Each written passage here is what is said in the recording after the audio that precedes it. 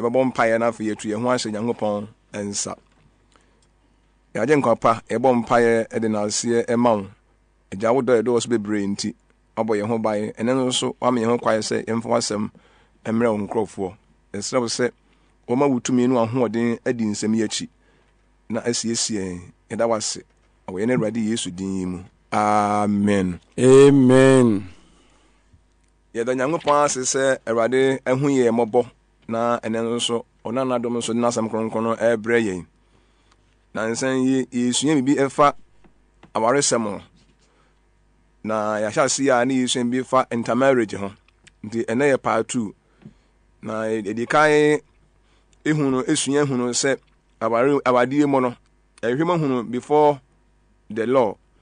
ɛna during the law ɛna after the law. Nti yɛahwɛ before the law mmara ne nyam maayɛ no Japani Abraham ne the family ɛkwan a ɔmɔfa so wareyɛ ɛne bea bi ɔmɔ wareyɛ na ɛno nso yɛ ne part 2 no subtitle ne yɛ during the law or within the law. Di yɛhwɛ mmara no mu anaasɛ mmara no nso ɛbaa yi no mu no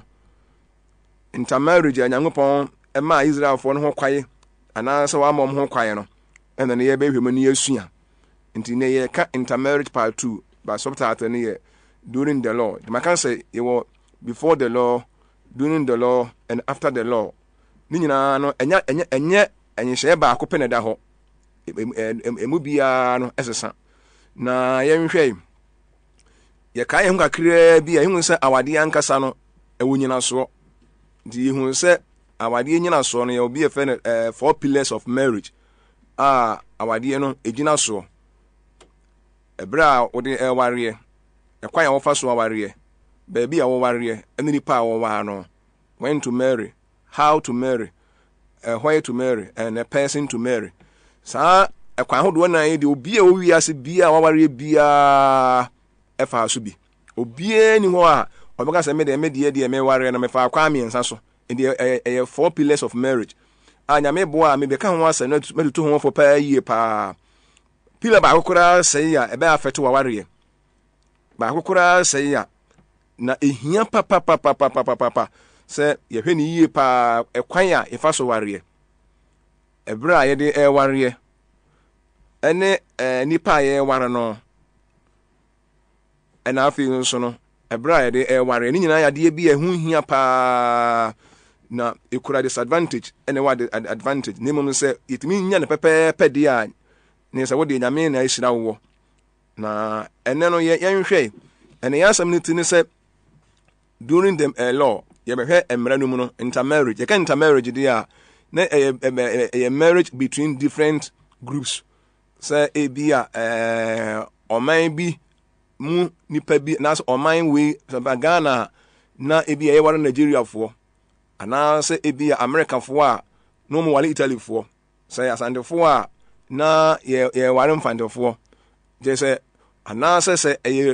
sumu so a ebi kura no anka Christopher a na Christopher ware nkrambofo anase nkrambofo a na nkomo nso ware Hindufo na ne ye behwe mu ne hu no se emra a Nyankopɔn ne Israelfo ne nante ye no emra ode mra no ma wo mo no omo kwaye se Israel man no o metimi ya ware ba bia na o ma bia so ana Nyankopɔn anka bibia amfa wo ma ware semo ogya wo mo saa na anase Nyankopɔn ye se mra ma wo mo yɛkɔ Bible mu di a Nyankopɔn ne Israelfo nante ye no wɔhyehyɛ mmara ma wɔ mo wɔkyerɛ baabi pɔtene paa a wɔn wareɛ ɛne baabi a ɛni sɛ wɔn wareɛ ne sɛ wɔn antie di a wɔn ato Nyankopɔn ɔte aseɛ no ne mmara na ne yɛbɛhwɛ mu ne yɛhu no sɛ intermarriage no during the law no na Onyankopɔn allow na sɛ Israelfo betumi aware ɔman foforɔ mu nipa bi ana Nyankopɔn a makwae na yɛbɛkɔ Bible mu ne yɛhwɛ na ebedi ka kenka nyame asɛm no Deuteronomy chapter 7 1 to 4 na Deuteronomy chapter 7 1 to 4 na yɛbɛkenka kakra afiri na wɔsɛ Awurade Nyankopɔn ɛde wo eduru asase a wɔkɔkɔfa so no na ɔpam amama pii firi wanim Hitifoɔ Gerizafoɔ ne Amorifoɔ ne Kenafoɔ ne Persifoɔ ne Hiwifoɔ ne Yebisifoɔ amanso ɔdɔɔso na wɔyɛ den sene wo na Awurade Nyankopɔn eyi wɔn ma woku wɔn mu a ɛne sɛ wɔn pasa wɔne wɔn empam na enhu wɔn mmɔbɔ na ɛne wɔn ɛnni ayerewareɛ ɛmfa wɔn babaa ɛmma ne ba nso ɛnyɛ ne babaa ɛmma ɔba awareɛ ɛfiri sɛ ɔbɛda ne wɔba ani afiri m'akyi na wasom anyame foforɔ na Awurade abufuo na Awurade bo afumo na wasɛe mo ntɛm Awurade asɛm nie ha sɛ ni yɛ Awurade ne Israelfoɔ no nanteɛ no mmara a ɔhyehyɛ ma a wɔn fa wɔn awareɛ ho wɔde ɛyɛ fapem ɔkyerɛ wɔn sɛ Israel man me de asase bɛma mo na nkurɔfoɔ no a asase ne wɔn te soɔ no wɔn dɔɔso sene mo na wɔn ho nso den sene mo na ɔbɔbɔ aman bebree no de aman ahodoɔ nson na ɔkyerɛ sɛ saa nkurɔfoɔ yi a mebetu wɔn afiri wɔn anim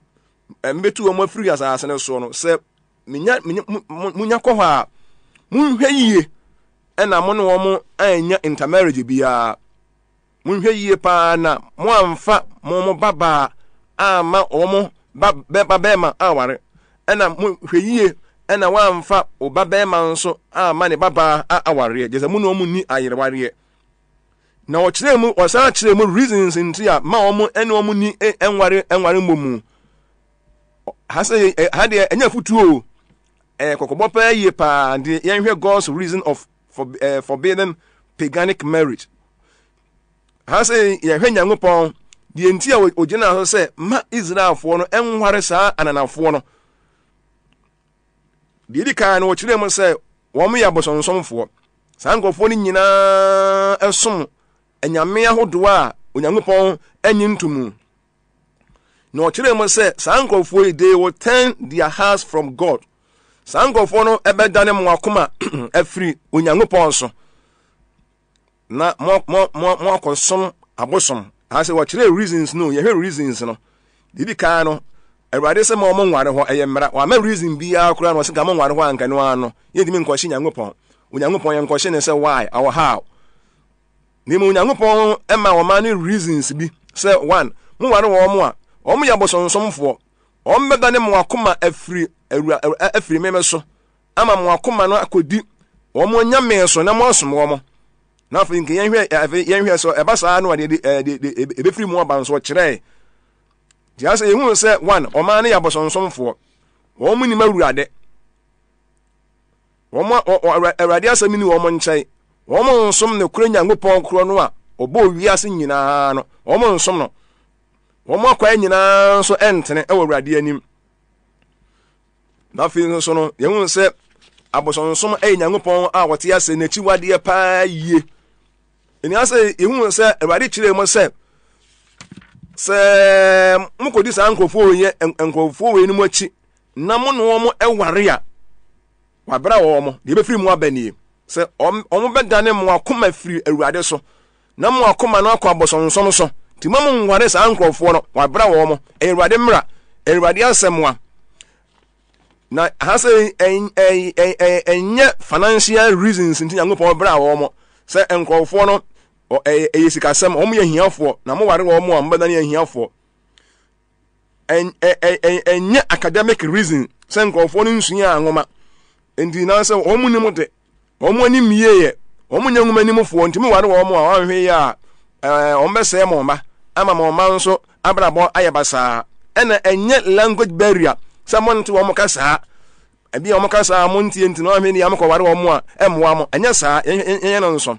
ana sɛ bi koraa no a wɔn wɔ kyirikyiri nti saa nkurɔfoɔ yi deɛ mo ware wɔn a ɛmoa mo yɛnyɛ no nso ɛyɛ religious reasons ɛnyɛ sɛ nkurɔfoɔ no ho nyɛ fɛ sɛ nkurɔfoɔ yi deɛ wɔn makɔwo ma sɛbio atenten anaa ntiantia anaa nkorokorowa anaa akɛseɛ ɛnyɛ sɛ bia nkurɔfoɔ no makɔwo ma bia bɛgu ɔman no mu a mo akora mu wɔn mo nneɛ nti ma mo ware wɔn ɛnyɛ ho ɔfa sɛm a na ɛyɛ suban wɔn suban yɛ wɔn ekura wɔn no nyɛ wɔn nsuo Nyankopɔn wɔn nsom Nyankopɔn nti ɛyɛ huhu mu asɛm ɛyɛ matter of faith nti yehu sɛ Awurade aba wɔn kɔkɔ na wakyerɛ wɔn sɛ mo kɔ ware saa nkurɔfoɔ yi a mo bɛdani abosonsomfoɔ mo ba slide mo ba hwɛ ase afiri manim na afei wɔkyerɛ yɛhwɛ the effect of disobedience or the effect of transgression sɛ ɔman no ebu Nyankopɔn commands no so na wɔn antie Awurade na fa die o mko ware saa abosonsomfo ye Awurade ka kire o mo se ene mabufuo meda mo so na mesɛ mo ntem ha se ye no nso die Nyankopɔn no wa mo hunu se ma mo nko ware ha sei ene wo kire die nti o mo nko ware ene wo kire the effect die be firi mu aba so o mo nya so den no mu bu ne mmara nsam so no mu ankasa ko ware ma mamufuo strange women o mo ko ware nkofo bi o mo ko pagan wives enem ne ade a emusu a betu o mo nie wo se ne mesɛ mo ntem kura ha sei nya se bia ensimu yie anya futuo sam ko ware wo mo ani mo mesɛ o mesɛ o kai ye ka ba ya bo se na Awurade besɛ mo ntem na bufuo beda wo mo so in the moment ya Israel for ba ko ware ananafo ema ananafo mema no strange ananse bia Gentiles no Onyankopɔn bufuo na da wo mo so enya no nso ndi enya se bia Awurade en bia ekwambe so no ndi o kai wo sa to so sa asemu ya obi ye ngenka wo de tre Exodus 34:15 to 16 wo sa asi so pa ye Exodus 34:15 to 16 intermarriage Israel for no Onyankopɔn amakwai na Israel for ware wo mo ankasa wo mo ho na ma kire mo se enya hunamu nyina so ni mo na eye humu asem na ye behwe se Israel for duru be bia nyame asem no o mu di so ana se bia o mo antimi ani so na yen hwe edurume bia fe na Israel for no we Nyankopɔn mmra odi ama wo mo eye fapem bia da ho Nyankopɔn nya se bia won fa ya ware sam hu anya se wo ye Kristoni abetimi ware ba bia wo ye Kristoni abetimi ware ba bia no afa ho adi dabi ye be hwem pa ye hu se mmara no ba na mmara no mu no Nyankopɔn makwae se o mo nware ananafo na wo kire reasons nti am mo mfa nware ene ne be firi mu aba di wo ye Kristoni na wo tie mi a hwani ye pa ye hwe Israel fo no du me bia o mbasrade e bi basrade ye o mo ani Nyankopɔn mmara nsam so yengenka Ezra 9:1-3 ne hwa de sa Israel fo no o mo basrade wo se Ezra 9:1-3 ma hwa de wo se na owie ye no no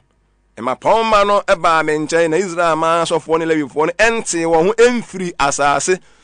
ensase so aman se Kenafoɔ Hetifoɔ Perisfoɔ Yebusfoɔ Amonfoɔ ne Misrimfoɔ ne Amonfoɔ chiwade no ho efiri se wabefa wɔn ma mu bi na wɔne wɔn mama aware na wɔn mama aware wɔn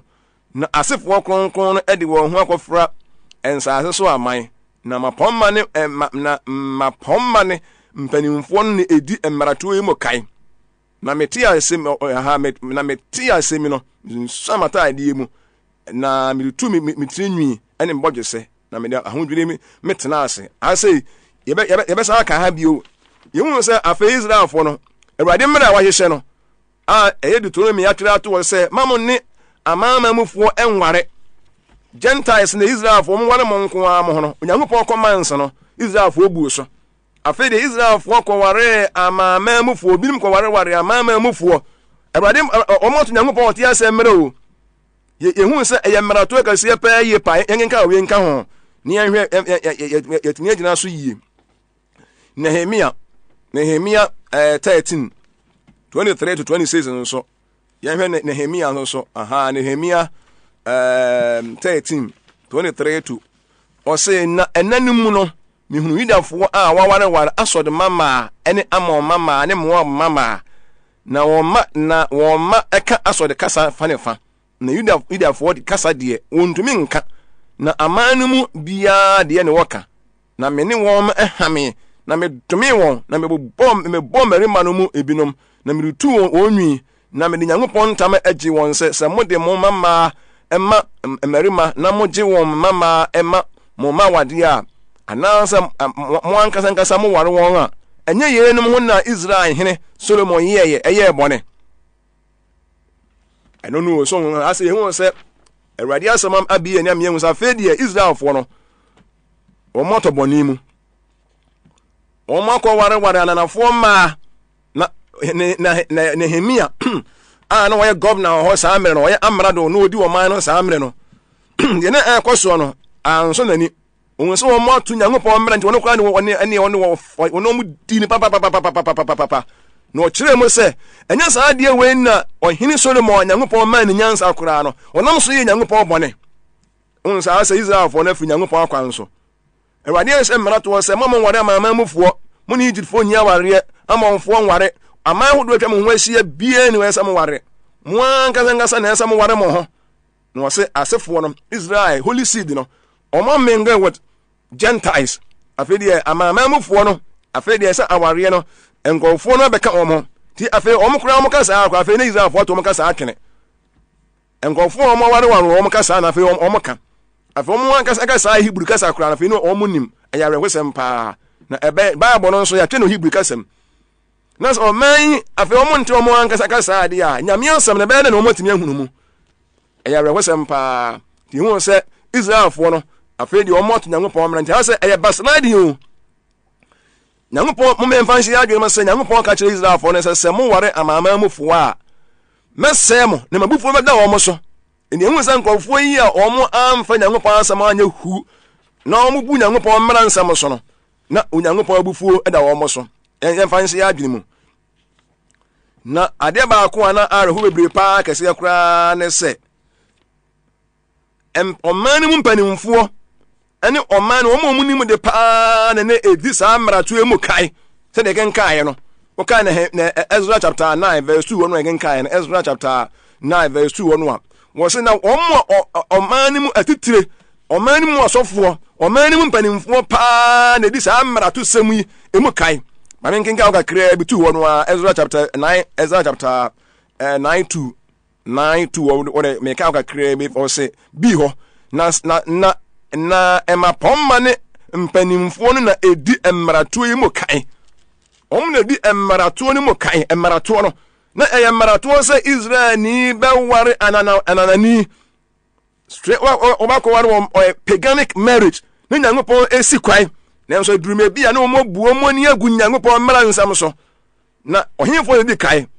omani ma titire omani mo enkrofo bi omo ni mo de enkrofo bia enkamu mom ni omo ho baye hwɛso ama enkrofo asofo ni mu bi na akwaye saa na ye ba so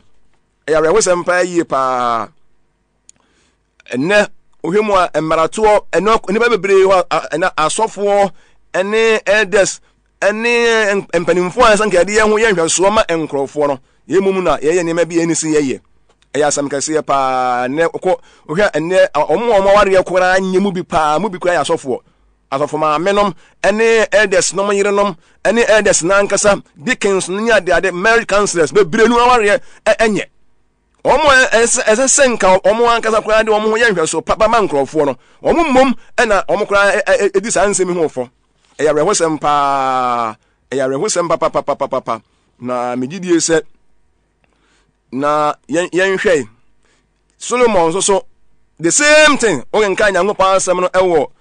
First Kings 11:1-7 yen hwe de kakra ho Solomon so eto mmara ono ko ware na fo ma Nyankopɔn ani nye ho o ka Nyankopɔn asem no a wo se na ohene Solomon do ananafo ma bebre ka faru baba no ho o se Moabfo Amonfo Edomfo Sodomfo ni Hitifo ma no ofiri aman a Awurade eka won tam kire Israelfo se monko wo mu na won so ema mu no ampa obekom wakoma akodi wanyame yachi no won na Solomon bata wo ho odomu no ware yire onse bebre wo ka serve no kra no a wasna na enum Solomon nkokora bebre mu no enum na Solomon sisi sonson mia ma Moabfo Kemos ayachi wade ye bepo e wo Jerusalem so na Amon emma ani Molek achi wade no okay wasna Solomon nkokora bebre mu no osom anyame hase me hu no se Solomon so woto Nyankopɔn mmara pa yie pa on se Awurade kan wo se Awurade hye se ma Israelfo nware nanafo Awurade asem o nya futuo Awurade mmara fapem foundation da ho ti Israelfo ni Nyankopɔn nante ne obi antimi nya de ono a wope se ne Kristo so mebre nu ade ani ayepe ebi se Kristo so mmara bia anim anyi se bia anim ayem so pa Solomon yan hwe Solomon adeba ne o strange woman not strange woman no woman enya ba ko ananafo ma nya nanani ba was he worship strange gods not God osoma anyame nyame kura na osoma onya ba ko pra hu pa yie pa boni anima bebre ne ko so ohin Solomon abra bomu na fe nso nya nko se na obele temple so no temple oyisi ahia dai na se bia edai asondai emema anyame no e de se ne yire no mani muonyam so ne yire ya nanafo eni se nanani ono nso se na be ya ne mammu so ware nipa kase ne se ono nso de oyisi adai emema omo nyame no omo abosom e de se ne yire no nanafo ani muonyam minim dia wo ya dia se obi ani muonyam na aka Bible no Solomon bata nkofo ananafo no homo edo mo ananafo ma no kra ne Solomon kra yakoyesa ne ono kra ne omo pa na Solomon do mo abre hosem enne ye dode emra to ho ne yepe de ho duo awade mu de ho duo ye mpe de emra ma ye ho kwan ne yepe de ye nyambe bofu ye ne yepe Solomon ananafo ma no obota amu odom oka Bible na yinka o kire yesa ehu pa yie pa ese ye hwe yie papa wa brabom Nyankopon emma kwai emma Israelfo no enware ananafo Nyankopon mra nenso afa eduruma bi a Israelfo no tutu Nyankopon mra eni Nyankopon anim no na o mo ahwe ase na ahwe ase na afa ekura ka Bible no a asofo no bebre kura na yesa oka nyame asem no a o mo na di asem ho fo kura ya asofo mpanimfo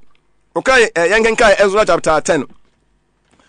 18 to 44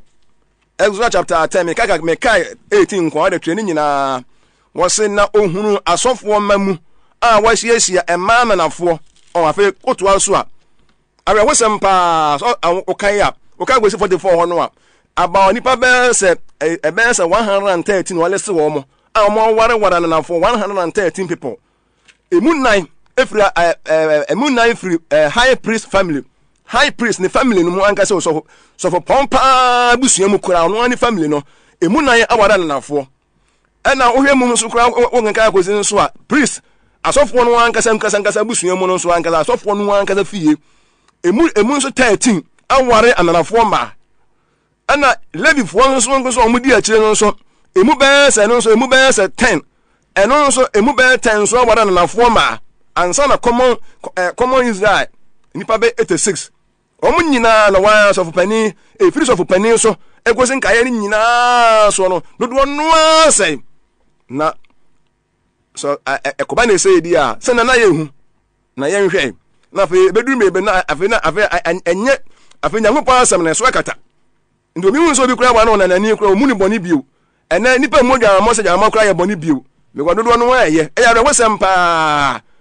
ebinim timi ja wo me no kura wa ne ma woforo oja na yere no wa wade foforo ohun funso bi ye wo ho ye beka ho asam da bi pa si ye ni fra wonyam nya asam no ya nkotwe nsem di a ebedu me na kwa so nya bone na ye bone kura senka asofo na asofo mpanimfo kwa so ma aware bi na asofo no levifo kura aware bi ndi nya bone se ebe wara nanafo ebedu me na fa di ye mfa nyam asam nya ade bi ewu ni mo ye di obi odin obi a wagidi Pentecostal preacher bi enipa ni no watu Nyankopon mra wono wafom no ona edi ne jaaje na ona oye Yesu dia standard ne emfa Nyankopon asem enya emom na enjaaje nipa nti wo mom ni Nyankopon asem nwo se na bi Israelfo no omo baslide wo mo fu Nyankopon me go Nyankopon asem ye nware amamamufo na mo aware ni mo odi emum da bi sofo kwa aware bi levifo aware bi nya bone mpanimfo nyina di aware bi nya bone afi na be ye normal ehu pa yie pa na se omo pe nkwa de a ede be na wo so omo ye Israelfo no epe nkwa no afedie de di ka on sa afedie omu nyanwe se wo se omu jai sa awade no ye begu sa awade no o ye hia no nso awade boni bia no a enyina Nyankopon asem so bia no awade bia ni Nyankopon asem nko bia no si ye pe nkwa de a wo sa awade ne egu no ye nka Bible no e wo Ezra chapter 10 1 to 3 ne ye hwe de awade asem eka ne ye hwe wo se na we nka especially wo se na mengenkan free na yengen ese ye kenka ma mengenka atro enti moma ye ne ye Nyankopon empam se ye beyi ye yerenom enyina ne ema wawo no miwura ene won a ye Nyankopon emra nsem ema wo ho popo no ehu popo no afutuo ni nti na waye ne sade emra no etie kan ni nyina brafra oka ho a wode wose na menka tu kokura wose na ye de ya fom ye Nyankopon si ye sia ema na nafo afiri asase no so aman mu nanso afe ye hu ni da so e wo homa Israel enti mmanye ne ye Nyankopɔn empam se ye beyi ye yerenom ye nyina ne ye ma wo mo nyina afe de divorce beba so mo penkwa de de ampanimfo ne hia ye no o mamu ne nyina hu se ya to Nyankopɔn mra Onyankopɔn se ye kware mamamufuo ne ye kwafo so mo ho ofe enya hwe me de me waro ye waro mo kwa de me mo kwa mo so mo bosom ye nso beso ye Nyankopɔn adwembone ni pade ware adwembone o mema obi was mema oba na kwa ma na kɔ na sɔre sa sɔre nti a kyerɛ nyakura na o na kɔ asɔ me so mekɔ ma sɔre enya me so me ebe hwe mo pa yie pa sɛ Kristo sum no ebetimi ya ware ba bia na sɛ awurade asɛm de apamofo mu Nyankopɔn yɛ kɔ mu ana ha sei o mu gu awade ni nyina awade bia no ne Nyankopɔn asɛm nkɔ bia no o mu gu no yengenka we no enfanka on last reading ewo Nehemia Ezra ho no a yengenka ye no a na fe mfantwa to ewo nyame asemu yengenka Ezra chapter 319 ho no a 319 yengenka ye no a Ezra chapter 10 19 Ezra chapter 10 19 na fe mfanka asem no emmra na wie ne hwɛ sɛ omu gya wo mo se na wo hyɛ bo se obeyi won yerenom no de odwenini ode odwenini ebo asodie hu afɔde ka de nka hiya mara asɔfo no mpanimfo no asɔfo no family mu lewifo family mu ɛne wɔn aka nyina wɔn nyina hyia de to mu safe de wɔn begya wɔn yerenom nyina obi a wɔware na nani bia begya no obi a begya no no mo ho atini ate woni me nga sɛ yɛsrɛ bɔ ne fafire na sɛ da so te aware ne Nyankopɔn empemu because ɔkɔware wɔn na nani ba Nyankopɔn bufuo da wo so endu ndi me nga sɛ me sɛ Nyankopɔn nyame mfa me bɔne nkyɛme na me nsa ntena aware bɔne no mu wɔn nyina gya aware safe be gya ma ne nyina wɔn no ma wo de enso wɔn se ye be gya wɔn se de be ya Nyankopɔn bufuo be firi ya so to wɔn hyɛ ase ɛyɛ hu adwuma ɛnɛ mmere mu a enka megidi ye senka ɛne pastors be preach tia wɔn kwanya bi nie sɛ Ezra nka be preach tia ne pa ye pa sɛ Ezra o for teacher ɛnɛ nkrofo ye aware wɔn wo de sa antre kire boni we ba ma nkrofo jeja wɔn emma awajeja aware ma nkwada mu wɔn kɔ bɔ sa ye mo ntena ho sa ye sa na obi wo ka sa na onum so wo Nyankopɔn ni monyam o ogu Nyankopɔn ni mu ase Ezra na ye Nyankopɔn ni monyam ti o man na Nyankopɔn ni monyam ɛna de amaka sanka sa na nka bɛka emka so Ezra na omen wɔn ware wɔn atena kye na fe ebegya wɔn no adade wɔn ba sesande wɔn ntena ho Nyankopɔn se Israelfo wɔn wana nanafo a mabufo da wɔn so enti ananafo ma no a wɔn da so wɔn no onyame abufo da wɔn so ɛde so bia wɔn Yesu ni ye wɔn Nyankopɔn ba na ani a Nyankopɔn abufo da wo so na wɔn pɛ sɛ wɔfrɛ abufo no mu de a gye sɛ wɔfrɛ anya ni animu eni sa dodo no a wɔn ne ɛma nanafo de te wɔ no na onyame abufo no ne da wɔn so eni se mbese Nyankopɔn abufo ba ɛba yɛ so de a aware boni bia aware bia no a etie Nyankopɔn asɛm bia no saa wa open kwa de esi egu no omugu awade ni nyina achiwade awade Nyankopɔn chire